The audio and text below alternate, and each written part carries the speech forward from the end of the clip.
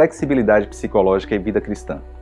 Muitas pessoas pensam que psicólogos são sujeitos treinados, talvez ao longo daqueles 5 anos do curso de psicologia, para entender a alma humana e para frente a frente com outra pessoa, olhar para dentro dessa pessoa e conseguir tirar dela aquilo que é mais essencial do seu próprio eu e ajudar essa pessoa a se encontrar. Bom, essa é uma visão meio caricata de psicologia, né? Em grande medida, o que a psicologia faz enquanto ciência é uma investigação sobre fatores que influenciam a nossa qualidade de vida, fatores que influenciam a nossa saúde mental, fatores que são adoecedores do ponto de vista psicológico, processos psicológicos que são subjacentes a esses fenômenos. Bom, boa parte dessa pesquisa, inclusive, é muito chata de se ver. Se você procurar um pouquinho das bases de pesquisas psicológicas, das investigações que são feitas nos grandes periódicos, talvez você olhe à primeira vista e diga, isso é psicologia? Isso não me parece nada com psicologia. Mas é a partir dessas pesquisas que a gente consegue se munir com a grande quantidade de informações que nos ajuda naquele processo do 1 a 1, de ajudar o sujeito a se compreender um pouco melhor, a partir talvez dessas categorias que a gente pega de maneira científica. Pois bem, eu gostaria de falar hoje um pouco sobre flexibilidade psicológica e vida cristã. E como essa flexibilidade psicológica pode estar diretamente vinculada a essa qualidade de uma espiritualidade integralmente saudável. Deixa eu começar falando um pouco para você o que é flexibilidade psicológica, porque ter flexibilidade psicológica é ter uma certa abertura com curiosidade ao que está acontecendo no momento presente. E uma vez que a gente olha para o que está acontecendo com curiosidade, com certo distanciamento, com uma certa perspectiva, a gente consegue ver coisas que estão para além do nosso piloto automático. Quando eu falo de piloto automático, eu falo daquele caminho que a gente aprendeu a fazer e que a gente repete esse mesmo caminho e fica se sentindo meio perdido quando alguém não deixa a gente fazer daquele mesmo jeito que a gente aprendeu que dava certo. Nós todos operamos no piloto automático a maior parte do nosso tempo. A gente vai para o trabalho, a gente faz os nossos deveres, a gente orienta as pessoas, os nossos filhos, por exemplo, da maneira como a gente aprendeu que é o jeito certo de orientar. Mas chega aquele momento da vida em que é necessário que a gente dê uma pausa, em que a gente faça uma certa hesitação, ou tenha uma certa hesitação, e que a gente possa colocar em perspectiva isso. Entrar em contato um pouco com o que está acontecendo para além desse nosso modo automático de viver e talvez comparar isso com os nossos princípios, com os nossos valores, para saber se a gente está indo no caminho certo. Pois bem, eu gostaria de falar um pouco sobre isso na perspectiva cristã e para isso eu gostaria que nós pudéssemos ler o texto de Atos, no capítulo 5, a partir do verso 33. Me acompanha um pouco com essa leitura? Só contextualizando para você, esse é aquele momento em que os discípulos, depois da ressurreição de Cristo, depois que já estão pregando o Evangelho, se deparam com religiosos que os estão acusando de serem perturbadores da paz pública. Então, a partir do verso 33, diz assim: ouvindo isso, eles ficaram furiosos, eles os religiosos, e queriam matá-los. Mas um fariseu chamado Gamaliel, mestre da lei, respeitado por todo o povo, levantou-se no sinédrio e pediu que os homens fossem retirados por um momento. Os homens, os discípulos. Então lhes disse: israelitas, considerem cuidadosamente o que vocês pretendem fazer a esses homens. Há algum tempo atrás, lembram, apareceu Teudas, reivindicando-se alguém, e cerca de 400 homens se juntaram a ele. Ele foi morto. Todos os seus seguidores se dispersaram e acabou em nada. Depois dele, nos dias do recenseamento, apareceu Judas, o Galileu, que liderou um grupo em rebelião. Ele também foi morto, todos seus seguidores foram dispersos. Portanto, nesse caso, eu os aconselho, deixem esses homens em paz e soltem-nos. Se o propósito ou a atividade deles for de origem humana, vai fracassar. Se proceder de Deus, vocês não serão capazes de impedi-los, pois se acharão lutando contra Deus. Bom, aqui está um bom exemplo do quanto que flexibilidade psicológica e inflexibilidade psicológica acabam fazendo parte das nossas práticas religiosas. Porque eu me lembro quando eu era um menino, assim, quando eu era adolescente dentro de uma igreja batista, que nós tínhamos vários embates com aqueles religiosos mais velhos por conta de estilo musical.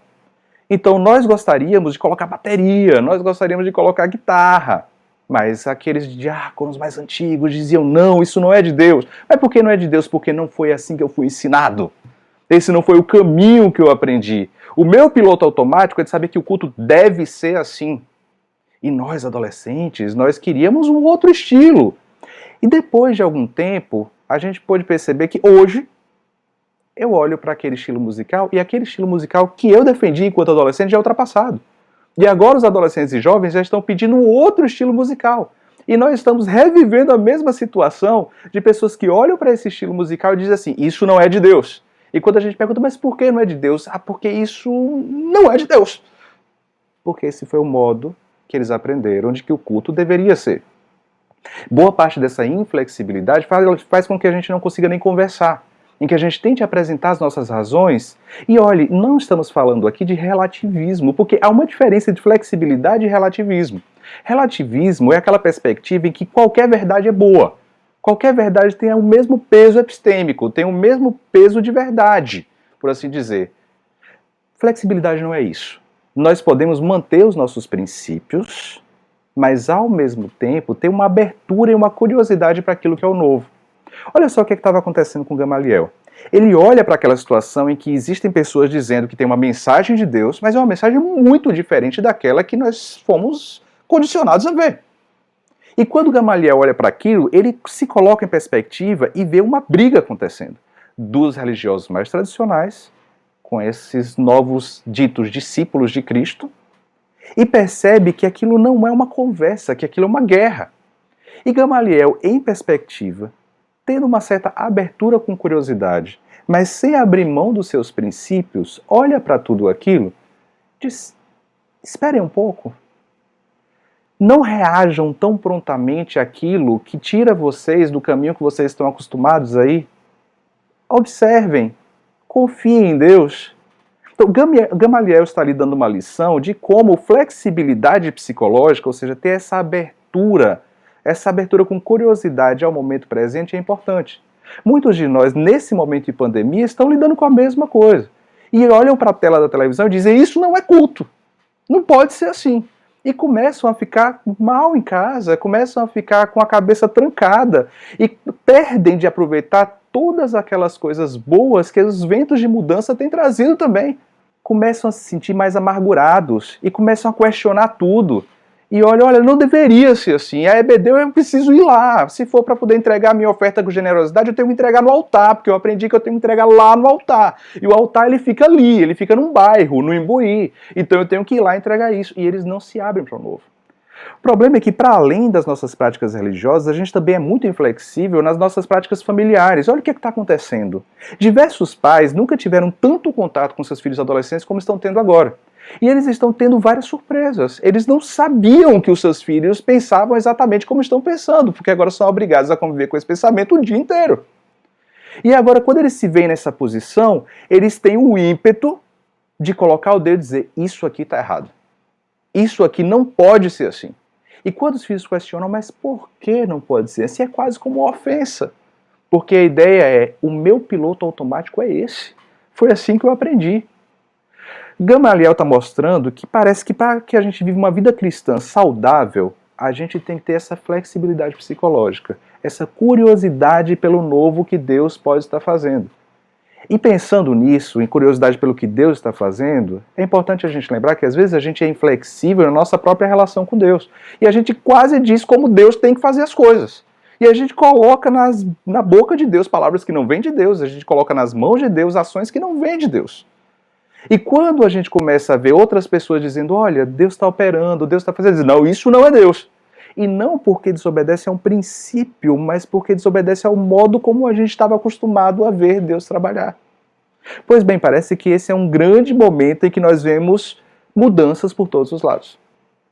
Frente a isso, frente à mudança, e mudança é algo inevitável em nossa vida, nós temos no mínimo duas possibilidades de ação. A primeira possibilidade de ação é lutar incansavelmente contra essa mudança. E às vezes nós até temos alguma vitóriazinha na batalha.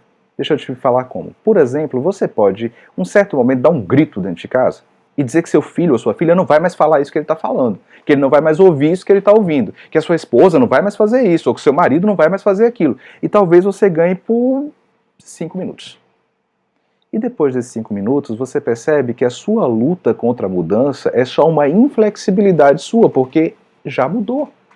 Porque as coisas já são diferentes. E você nem se permitiu ter a alegria de conhecer o novo com curiosidade, de aproveitar o novo de Deus que acontece em novas relações. A segunda forma de lidar com isso é uma forma flexível. Flexibilidade sem relativismo. Flexibilidade aqui é sinônimo de olhar tudo o que tem acontecido e se perguntar, qual é a próxima coisa que Deus vai fazer? Eu tô com curiosidade, Deus, eu quero ver o que tu vai fazer. Eu quero ver como é que o Senhor vai lidar com essas coisas aqui. E essa curiosidade denota uma confiança, uma fé em Deus. Não uma fé que as coisas vão ser assim, mas uma fé em uma pessoa que a gente confia, que é Deus. Flexibilidade psicológica, então, diz respeito a sair um pouco do piloto automático, ter um pouco de contato com esse momento presente, com o que está acontecendo, com abertura e com curiosidade. E na vida cristã, curiosidade sobre o que é que Deus vai fazer. Porque Deus pode te surpreender, mas eventualmente você pode lidar com a surpresa que Deus vai fazer como sendo um ataque a você. E eventualmente você pode ter um pouco mais de qualidade de vida, sendo mais flexível e tendo uma curiosidade honesta na confiança que você tem em Deus. A minha oração é que nós sejamos mais flexíveis. Não é fácil para mim, pelo contrário, para mim é muito difícil. Mas tanto a psicologia quanto a palavra de Deus parece que estão falando uma coisa muito parecida para a gente. Quanto mais inflexíveis nós formos, menos qualidade de vida a gente vai ter.